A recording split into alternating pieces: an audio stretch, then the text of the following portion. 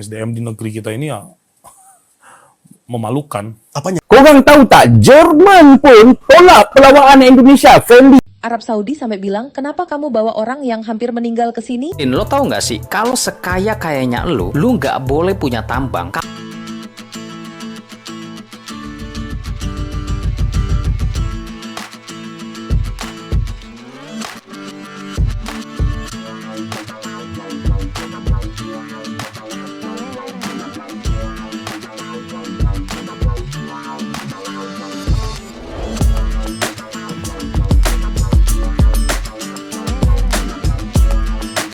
Assalamualaikum warahmatullahi wabarakatuh. Berjumpa kembali dengan Romlia Pratama. Teman-teman sahabatku semuanya, gimana kabar kalian? Mudah-mudahan kalian semuanya baik-baik saja beserta keluarganya di sana. Teman-teman sahabatku, buat kalian yang baru gabung, yang baru nonton video ini, silahkan subscribe dulu, di like dan di komen guys. Buat teman-teman sahabatku yang udah mendukung support channel ini, terima kasih. Mudah-mudahan kalian semuanya diberikan keberkahan umur, keberkahan rezeki, dimudahkan segala urusannya, baik urusan dunia maupun urusan akhirat. Amin ya rabbal alamin. Teman-teman sahabatku semuanya, seperti biasa guys, kita akan nge-reaction beberapa video yang lagi viral. Seperti apa videonya? Ini dia guys.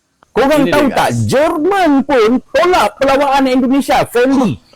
Untuk main dekat Indonesia. Kenapa? Sebab atas faktor keselamatan. Ya, Bukan kita tak tahu perangai Kenoha ni buruk. Kalah je, aduh nak melantar lah, apalah. Jadi kalau jadi pun lawan dengan Jerman, confirm saya bro, saya.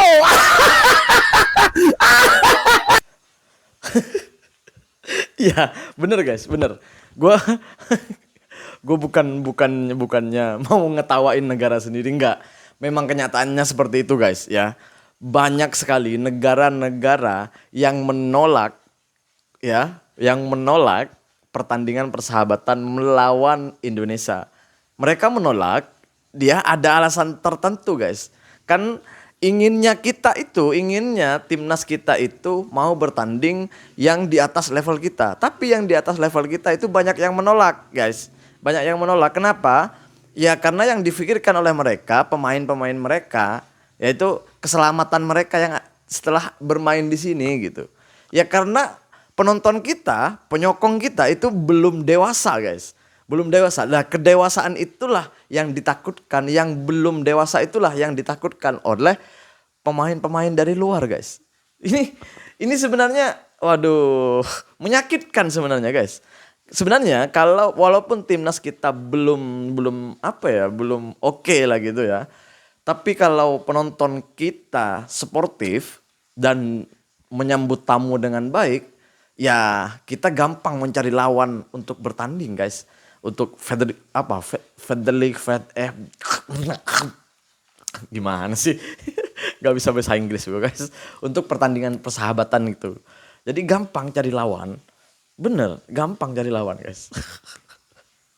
Aduh, Manchester United ya mau bersekali bertanding di Malaysia karena mikirnya mereka tahu di Malaysia itu ya kalau pertandingan itu enak dan nggak terancam keselamatannya gitu. Kalau di kita sampai sekarang itu kita tidak bisa memungkiri itu. Memang kenyataannya seperti itu guys. Kita belum dewasa sebagai penonton. Kan seperti itu kan?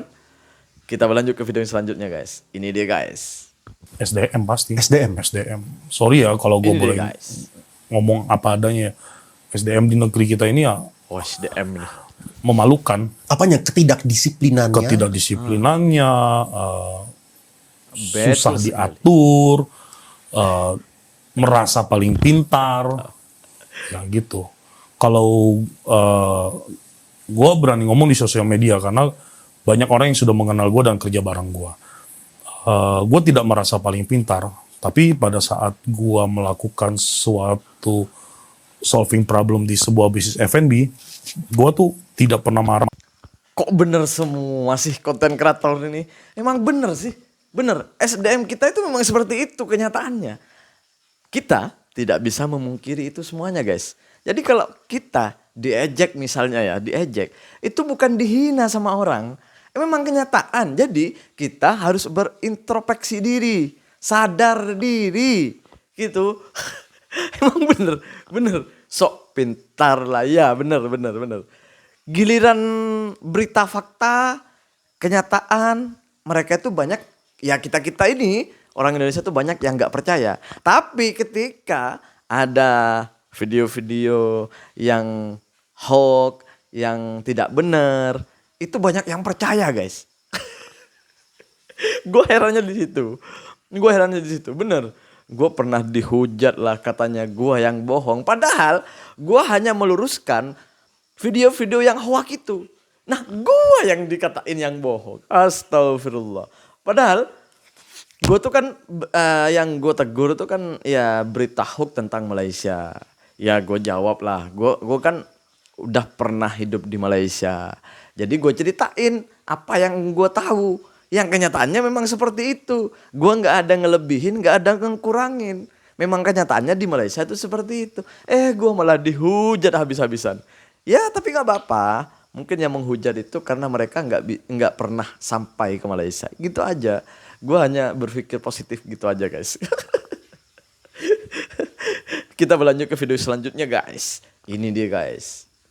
Arab Ini Saudi dia, sampai guys. bilang, kenapa kamu bawa orang yang hampir meninggal ke sini? Kritik paling keras untuk Indonesia di musim haji 2025. Bayangin Di ada haji. jamaah haji dari Indonesia yang sudah kritis tapi tetap diberangkatkan. Bahkan ada yang meninggal sebelum pesawat mendarat. Arab Saudi marah besar. Mereka bilang Indonesia tidak transparan soal data kesehatan jamaah. Banyak yang seharusnya nggak lolos Ya, istita'ah kasihan tapi memang, guys. tetap dipaksakan ikut. Padahal istita'ah itu syarat utama ibadah haji, yaitu kemampuan fisik dan mental. Pemerintah Saudi sampai bilang, kalau seperti ini terus, kuota Indonesia bisa dipotong. Ini bukan soal angka, tapi soal nyawa. Jadi haruskah kita lebih ketat soal kesehatan sebelum berangkat haji? Tulis pendapat kalian di kolom komentar.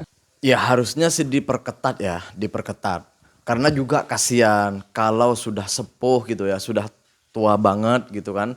Kan kasihan, masa iya di sana itu ya panasnya itu lebih panas dari tempat kita. Itu lagi kan di haji itu kan banyak jalan kaki, banyak melakukan jalan kaki. Jadi kalau sudah sepuh kan kasihan, kan gitu guys. Kalau sudah sepuh, selain juga apa ya nyawa juga ya kasihan lah tua guys ya.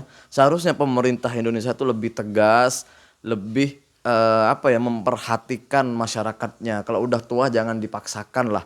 Apalagi kesehatannya sudah ya menurun atau kesehatannya sudah gimana sih dokter kita itu?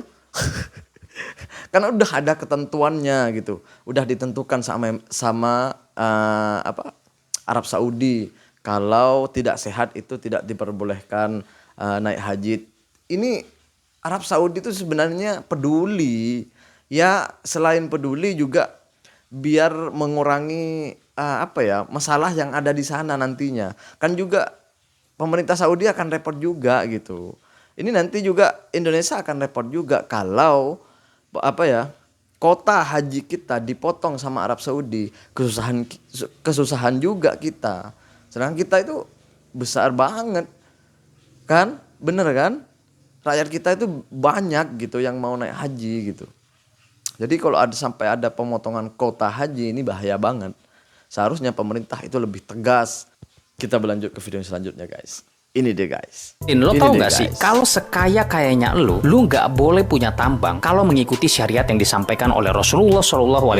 Karena tambang, sungai atau jalan itu adalah hajat hidup orang banyak dan gak boleh dikuasai oleh satu individu. Oh, jadi dalam Islam ada bisnis Oke. yang untuk kita individu dan bisnis yang bisa dikelola oleh negara. Nah, tepat banget. Kalau untuk negara, tambang itu boleh dikelola. Jadi Rasulullah SAW dalam boleh. sistem ekonomi juga melakukan perombakan besar-besaran. Karena tambang ini tidak boleh dimiliki oleh satu individu. Ini menguasai hajat hidup orang banyak, termasuk tidak boleh menguasai sungai ataupun jalan. Ini yang kurang dipahami di zaman sekarang. Nah, jadi bisnis yang melibatkan tambang, sungai ataupun jalan itu hanya boleh dikuasai oleh negara. Oh, jadi memang yang berhak hanya negara. Iya, itu bener banget. Bahkan semuanya itu dibagi 3. Rasulullah SAW membagi menjadi 3 bisnis yang boleh dikuasai individu, boleh dikuasai oleh komunitas, dan hanya boleh dikuasai oleh negara. Jadi semuanya sebenarnya sangat lengkap dalam panduan syariat Islam. Ya itu sih sebenarnya memang betul sih. Tapi kenapa ya di tempat kita itu masih banyak tambang-tambang yang dikelola oleh swasta atau perseorangan. Ini siapa yang salah sebenarnya ya? Kan di undang-undang kita kan juga ada sebenarnya ya. Ini harus ngadu sama siapa ini sebenarnya ya. Terus yang salah siapa ini? Ntar disalahin sama rakyatnya nggak mau ini. Aduh, kok gini amat ya. Di negara kita ini. Ya Allah. Seharusnya ya emang gitu. Rasulullah itu sudah menegaskan bahwa ya kekayaan alam itu sebenarnya di undang-undang kita juga ada sebenarnya. Bahwa air, bumi, dan kekayaan alam yang ada di Indonesia ini itu untuk kemakmuran rakyat, untuk kemakmuran masyarakat. Kok malah yang makmur orang-orang di situ? Aduh. Rakyatnya aduh. Masih banyak yang miskin. Masih banyak yang gak sejahtera. Entah kemana tuh larinya tambang. Terima kasih buat semuanya. Assalamualaikum warahmatullahi wabarakatuh. Jangan lupa guys, selawat.